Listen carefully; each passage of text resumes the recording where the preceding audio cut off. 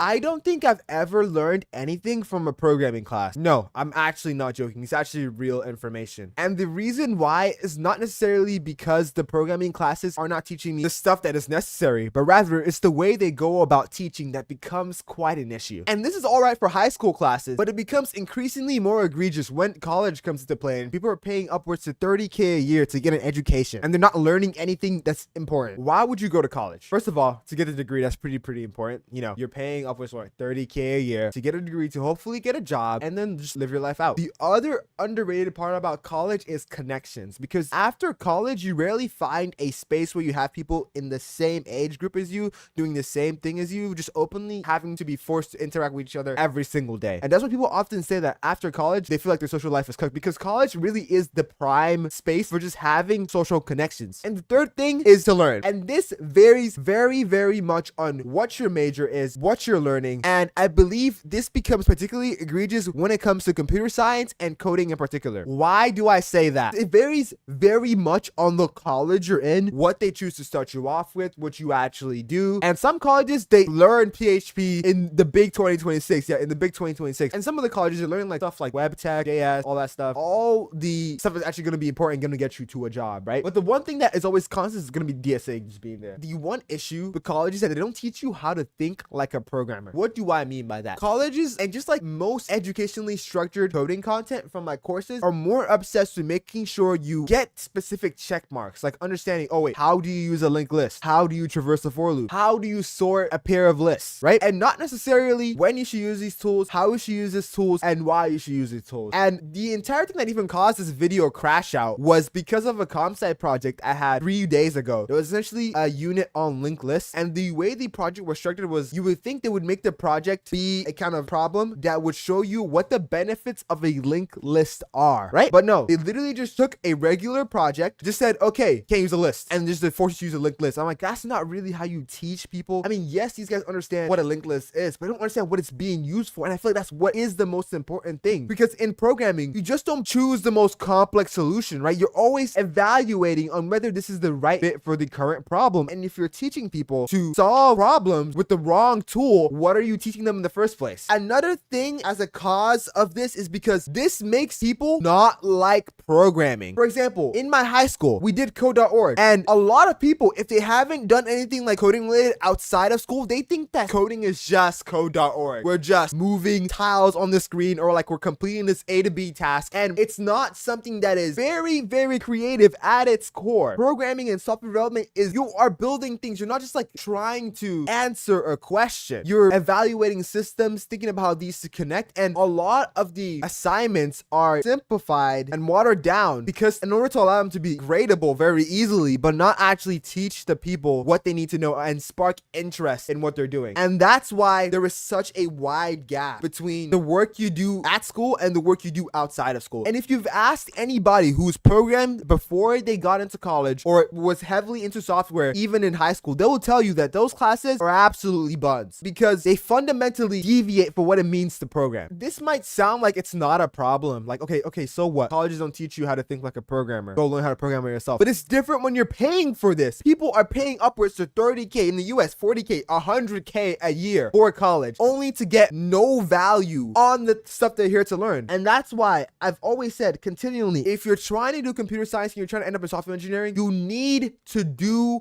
projects outside of school. School does not reflect what it means to program, especially nowadays with AI. It does not reflect how much technology is changing, how much the mindset of building is changing. Let me show you an example of me prompting AI while working on a side project. So my first question is, I have a slight suspicion that this is slightly wrong. Do you have any idea how you can help? And it explains the thing, and I'm like, hey, I don't really understand this area. I'm like, okay, can you explain it better? And it explains, I'm like, okay, I can understand this. And then I read it. I kind of got my code nuked by my IDE.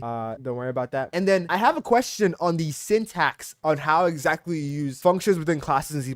And I'm like, yo, why is it this instead of this? And it goes into explanation. I'm like, okay, why is it that instead of that, right? So always using it as like a rubber duck that knows stuff, right? So essentially like I'm prompting Stack Overflow, but it doesn't get mad at me for learning things. And more often than not, you should be teaching your students not to go for results, but rather to go for understanding. Like here, I could have read this and be like, okay, I guess I know how that works in theory. I'm just going to move on from there. But no, I went into this and I kept asking asking questions that went deeper and deeper and deeper and deeper and deeper and deeper and deeper until I actually understood what was going on. And you can see this when I was doing my Roblox challenge, like earlier this year. I had to learn Lua within like 4 days. And because like every time I ran into a problem, I would actually just go deeper and figure out exactly what the syntax is, why is it written that way, what other examples they are. I was able to catch up back with Lua within 3 days because I was asking the right questions. You need to teach your students how to ask the right questions. And more professors should take that kind of mindset because AI is such a powerful tool when it comes to teaching people on their own scale. That's why I love this Agents.md from a professor who was also one of the devs of HTMX. And here's what the agent guidelines look like. What AI should do: explain concept when students are confused, point students to relevant lecture materials and documentation, review code that students have written and suggest improvements, help debug by asking guiding questions rather than providing fixes, explain error messages and what they mean. Now, what should they not do essentially? Write entire functions or complete invitations because you don't learn from like writing an entire function. Generate full solutions, complete to-do sections. So like not doing the entire thing, but trying to make sure that the students understand what's going on. It's like the really important part is where it's like ask clarifying questions to understand what they've tried, right? So trying to reason with this like as you would with an actual human being, but not having to have an actual human being there, right? Because what's most important in the process of learning is the feedback loop, right? How quickly are the actions you perform giving you a result? That's why stuff like games are so addicting and interesting. Because oh my god, I killed this guy in Valorant, I get a cool down. Like, didn't I kill this guy? Oh my god, so cool. And that's exactly why stuff like Scratch, stuff like web dev in particular, is really attractive for new beginners and new people. Because in those toolkits and in those like frameworks, when you make a change, you're getting this feedback instantly, whether it's good, whether it's bad, and you're able to work towards it. And the more advanced you get as a programmer, the more you can increase that time period between when you need your next dopamine hit to keep going. And that's what's really, really important. And with AI, we're able to essentially replicate that kind of feeling in places where it normally wouldn't be. For example, like a school project. What should colleges do now? Well, firstly, you've got to change how these assignments are even structured. Instead of trying to teach kids how exactly to reverse a linked list, you should be teaching them concepts that would enable them to be able to build things on their own comfortably. I would rather teach a kid how to make websites in Flask than teach him C++